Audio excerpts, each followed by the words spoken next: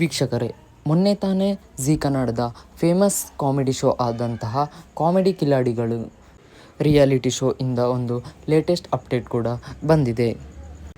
ಅದಲ್ಲದೆ ವೀಕ್ಷಕರೇ, ಈ ಒಂದು ಹೊಸ ಸೀಸನ್ನ ಪ್ರೋಮೋ ಕೂಡ ಬಿಡುಗಡೆಯಾಗಿದ್ದು ವೀಕ್ಷಕರಿಗೆ ಅಚ್ಚರಿಯನ್ನು ಕೂಡ ಉಂಟು ಮಾಡಿದೆ. ಯಾಕೆಂದರೆ ನಟಿ ತಾರಾ ಹಾಗೂ ಜಗ್ಗೇಶ್ ಮತ್ತು ಯೋಗರಾಜ್ ಭಟ್ಗಳು ಈ ಒಂದು ಶೋನಲ್ಲಿ ಜಡ್ಜಸ್ ಆಗಿ ಕಾಣಿಸಿಕೊಂಡಿದ್ದಾರೆ. ವೀಕ್ಷಕರೇ, ಅದಲ್ಲದೆ ಪ್ರತಿ ವರ್ಷದಂತೆ ರಕ್ಷಿತಾ ಅವರು ಈ ಒಂದು ಶೋನ ಜಡ್ಜ್ ಆಗಿ ಕಾಣಿಸಿಕೊಂಡಿಲ್ಲ.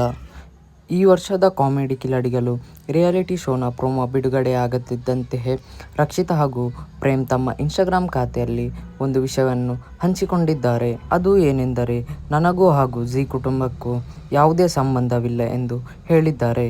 ಇಷ್ಟಕ್ಕೆ ರಕ್ಷಿತಾ ಅವರು ಜೀ ಕುಟುಂಬವನ್ನು ಬಿಡಲು ಕಾರಣವೇನು? ಹಾಗೂ ವೀಕ್ಷಕರೇ, ಮೊನ್ನೆ ನಡೆದಂಥ ಜೀ ಕುಟುಂಬದ ಅವಾರ್ಡ್ಸ್ನಲ್ಲಿ ರಕ್ಷಿತಾ ಅವರು ಕಾಣಿಸಿಕೊಂಡಿದ್ದಾರೆ.